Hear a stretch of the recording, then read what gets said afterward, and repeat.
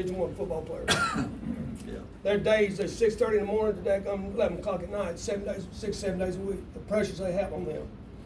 And you take one guy, and all those other guys have done everything they could do. It's just like in this church.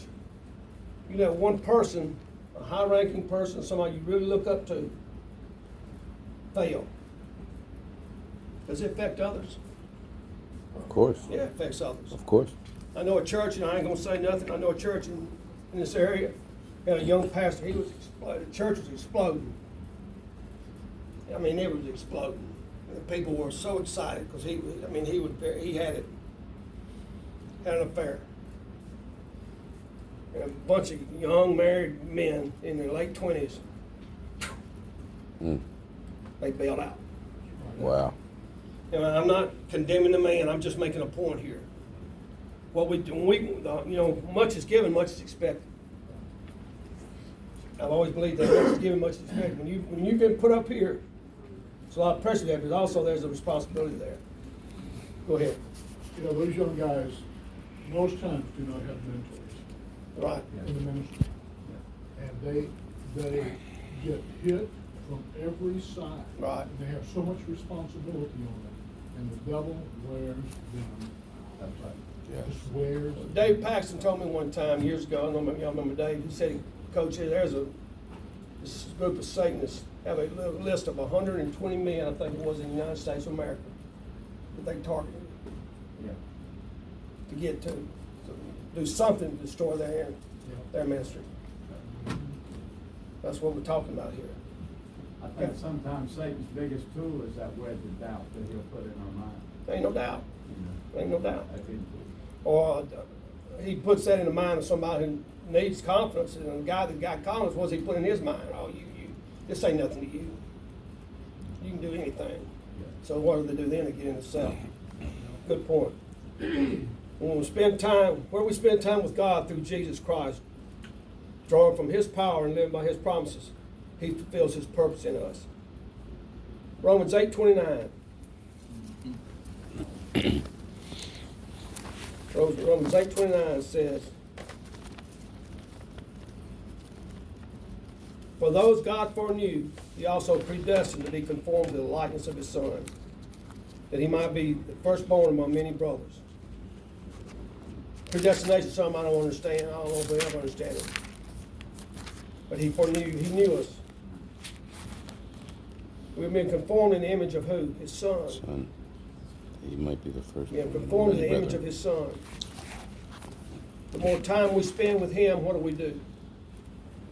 The more time we spend with Him, the more we become like Him. He talked about it, he had a good point about marriage in here. I didn't write it down. About how a couple been married so long, they started to think alike, they started to be alike, that's right. because they spend time with each other. Go ahead. I'm thinking back to Moses. When Moses went back at 4 years. Moses went back at that mountain. And God those 10 commandments. He prayed to God. God said, "Move out of the way, Moses, I'm going to destroy you." And he said, "Lord, if I found favor in your sight, grant that I may know you." Moses didn't give up on Israel. When God made like he was. Yeah. But God was testing Moses. Because the more Moses got to know God, the more he became God. And he never gave up on Israel. And God never gave up on Israel. So look where they are today, they're back. Okay? Got a point. God never gives up on us. So what does that say? Again, Well, there's an old song that I remember called "The Longer I Serve Him, the Sweeter." The more you trust Him, the more you will trust Him, the more you will know Him. The closer, the more you draw near to Him, the sweeter He will become. And that's the beauty of becoming a saint, an old saint, is that we've experienced all of the ups and the downs. We've wandered and gone astray. We've been in the wilderness, haven't we? Come back. Mm-hmm. We've been in the wilderness. And you know, that's what predestined means. He foreknew, he knows Mickey Lindsay, and he knew Mickey Lindsay was gonna choose him, okay? But Mickey had to do it, Yeah, we gotta make a choice. but he knew your heart. We gotta make a choice. We have to make a choice. He's not gonna force himself on us. And we have to make a choice to grow too. Amen. We have to. That, to me, that's, you know, I've gone to FCA camp before, and I'm gonna share this with you, and I've seen kids get saved, and I think it's real. And I come back, and they don't get discipled. And guess what happens to them? Oh, yeah. Slide like They crazy. dry up. Because when most of them, unfortunately, don't have mom and dads that are in church, they're not raised in the church, they're not raised in Sunday school, so they're not fed. I used to tell them all the time, it's like like your muscles in your weight room.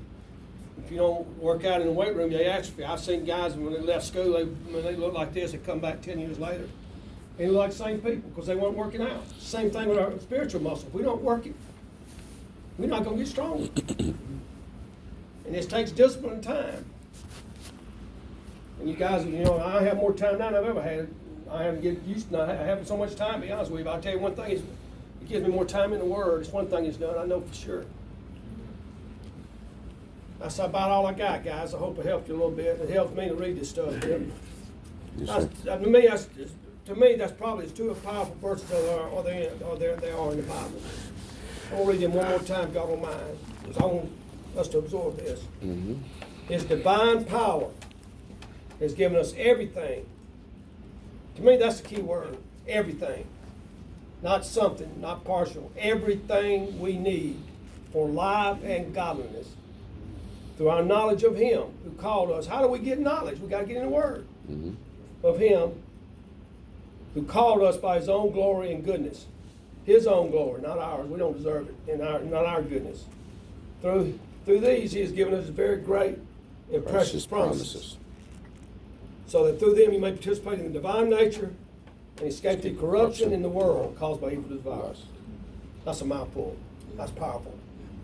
What we're going to get into next week is the remainder of this chapter. I won't go into that right now. Anybody got anything you'd like to add to this? You're talking about power. If you stop and think about it, when the disciples asked Jesus how to pray, and the Lord's Prayer. We talked about last week, Skip did, about the Lord's Prayer. Go ahead. I'm sorry. The last line of the Lord's Prayer says what? Power and the glory forever and ever. Amen. If I'd been here last week, I wouldn't have known that. No, that's a good point. It's true. There's two words after that. Forever and ever. Amen. Ron, you close this, please. Father, we thank you that we are known by you and that we can know you. You granted us that we may know you through your Son, Jesus Christ, through the power of the Holy Spirit, revealing him to us in our hearts. And the more time we spend with you, Lord, the more that we can know you. Yes, Father. The more we know you, Lord, the more we love you. Yes, Father.